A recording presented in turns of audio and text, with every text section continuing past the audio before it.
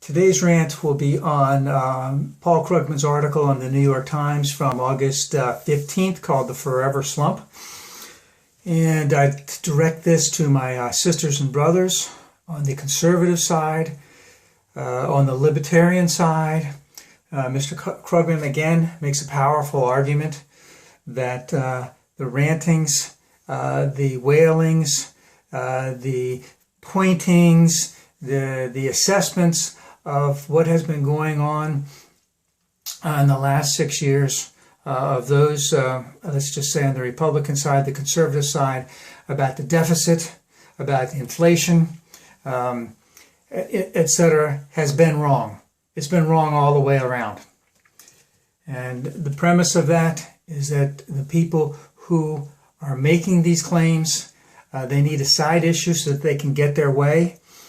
And the side issue is that, our grandchildren are going to be in debt forever. We need to stop the possible rise of inflation now, even though there's no sign that it even exists. We have deficits for a long, long time, but those are easily correctable in the short term. And Mr. Krugman makes, again, a powerful argument that wrong is wrong, and they've been wrong for a long time, and they're still at it. They're still coming back. That inflation is just around the corner. That the deficits are going to cause our grandchildren tremendous problems. But they're not looking at the problems of today. And I'd like to bring this in as an aspect of a bigger picture, is that these are the types of things that are holding the United States, the most powerful country in the world, back from its true greatness. Its true greatness where the United States government is an integral part of the workings of this economy. The United States government has been for a long time a powerful force in helping stimulate growth, in helping stimulate investment, in helping make things better for the average working people. And in the last 6 years, obviously, because of all of this deficit stuff, nothing has gone on that's gone well in those areas. And that goes back to another 35 years almost, when Reagan first got elected and actually started some in the Carter administration. And that is the concept that the government can't do anything right, so we need less and less government. And this has been a fallacy. It has been proven wrong constantly in the last 35 years. But at the same time, my sisters and brothers on the conservative side, and I'll just use one stupid example. Eric Cantor, who's now going to be fading away pretty quickly and getting his $1 or $2 million a year gig as some type of lobbyist pretty soon. I remember him just standing there. Oh, the job creators. Oh, the job creators. Oh, we need to make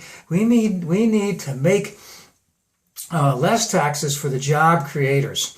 And of course, the job creators don't do anything. The only way that jobs can be created is that they have an idea that someone else is going to buy.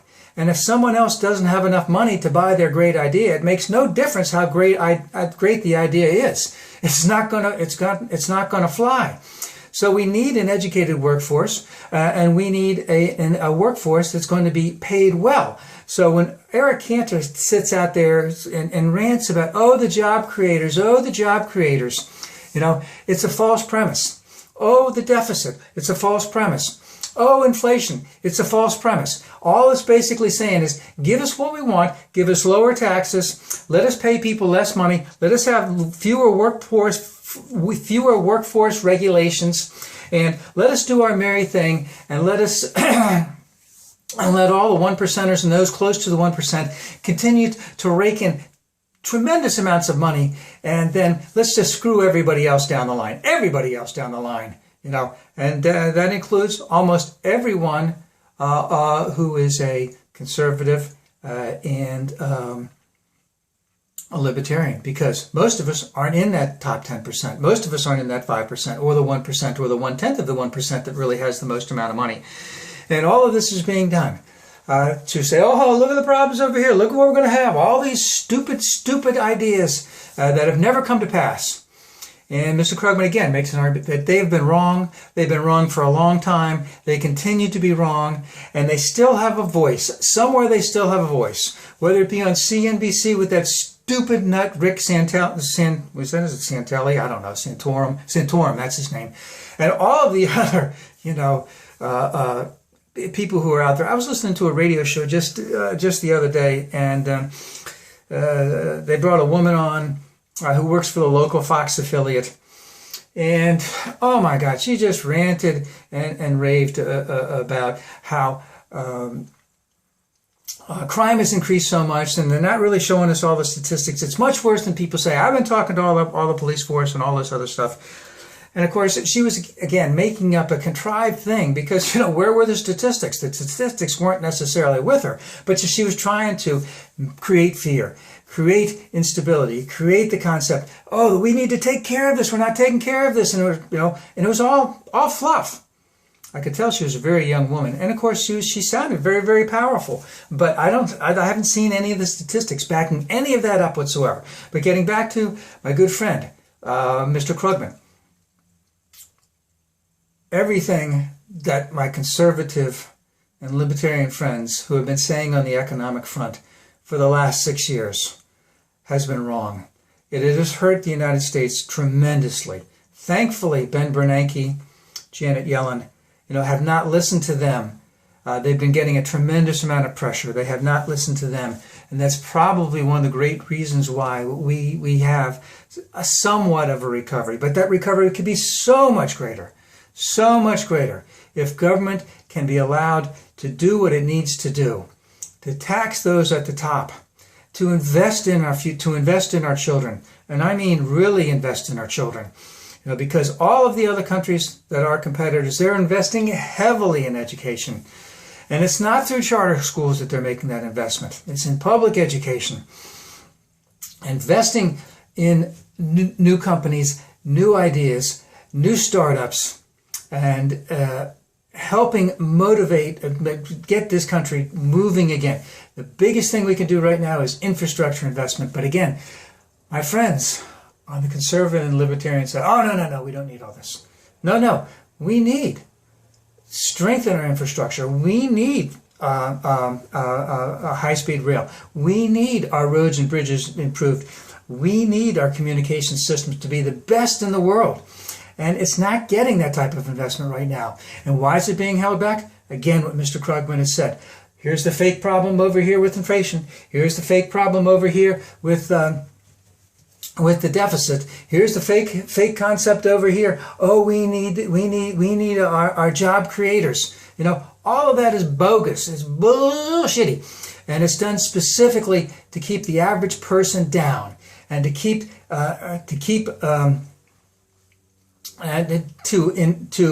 give more money to the people at the top. And you know what? They have plenty of money, and it's not going to kill them to spend $1,000 a year more in taxes to pay some of the things that are necessary to get us moving in this world.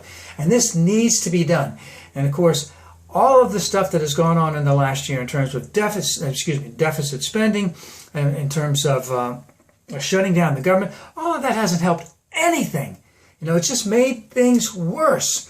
And, now is the time to get rid of all that crappy concept, those crappy ideas, and look for what is necessary to make this, to follow Mr. Krugman's ideas, to follow Senator Elizabeth Warren's ideas, to follow the senator from Ohio, Brown. I can't remember his first name right now. They all have, and then there's tremendous amount of other people that are doing it. The Democratic Congressional Caucus, et cetera, et cetera. We need to follow them, and not these stupid people who are saying the sky is falling every single day. It's not.